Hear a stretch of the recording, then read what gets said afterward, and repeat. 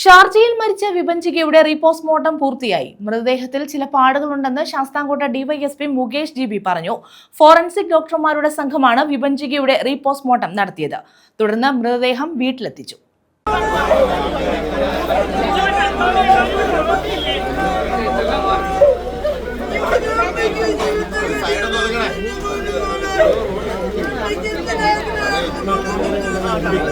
ഷാർജയിൽ മകൾക്കൊപ്പം മരിച്ച നിലയിൽ കണ്ടെത്തിയ വിഭഞ്ചികയുടെ ശരീരത്തിൽ ചതവുകളും അടിയേറ്റ പാടുമുള്ളതായി അന്വേഷണ ഉദ്യോഗസ്ഥർ. ഇൻക്വസ്റ്റ് നടപടിയിലാണ് ഇക്കാര്യം വ്യക്തമായതെന്ന് ഡിവൈഎസ്പി മുകേഷ് ജി ബി പറഞ്ഞു. വിദേശത്തുള്ള പ്രതിക്കായി ലുക്കൌട്ട് നോട്ടീസും പുറത്തിറക്കും. പോസ്റ്റ്മോർട്ടം റിപ്പോർട്ട് വരുന്നതോടെ കാര്യങ്ങളിൽ വ്യക്തത വരുമെന്നും ഡിവൈഎസ്പി മുകേഷ് ജി ബി പറഞ്ഞു. വിഭഞ്ചികയുടെ മൃതദേഹത്തെ അനുഗമിച്ച് ഭർത്താവോ വീട്ടുകാരോ വന്നിട്ടില്ല. അറസ്റ്റ് ഭയന്നാണിത്. അതിനിടെ ഈ കുടുംബം ഒളിവിൽ പോകാനും സാധ്യതയുണ്ട്. അതിനാൽ അടിയന്തര നടപടികളിലേക്ക് പോലീസ് കടന്നേക്കും. വിഭഞ്ചികയുടെ മൃതദേഹം തിരുവനന്തപുരം മെഡിക്കൽ കോളേജ് ആശുപത്രിയിലാണ് റീപോസ്റ്റ്മോർട്ടം നടത്തിയത്.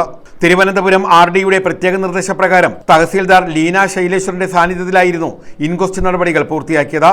കഴിഞ്ഞ രാത്രി 11:30 തിരുവനന്തപുരം വിമാനത്താവളത്തിലെത്തിച്ച മൃതദേഹം നടപടികൾ പൂർത്തിയാക്കി പുലർച്ചെ 1 മണിയോടെയാണ് ആശുപത്രിയിൽ എത്തിച്ചത്.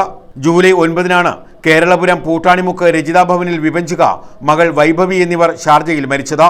വിഭഞ്ചികയുടെ ഭർത്താവ് നിതീഷിനെതിരെ പോലീസ് നടപടികൾക്കായി രക്തബന്ധത്തിൽപ്പെട്ടവർ ഹാജരാകണമെന്ന് അറബ് എമിറേറ്റ്സ് നിയമത്തിന്റെ അടിസ്ഥാനത്തിൽ അമ്മ ശൈലജയും ബന്ധുവും സഹോദരൻ വിനോദും ഷാർജയിലെത്തിയിരുന്നു.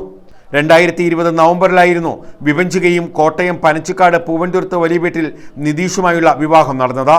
വിഭഞ്ചികയുടെ മൃതദേഹം റീപോസ്റ്റ്മോർട്ടത്തിന് ശേഷം വൈകിട്ട് 5 മണിയോടെ വീട്ടിലെത്തിച്ചു. News bureau, Kundara.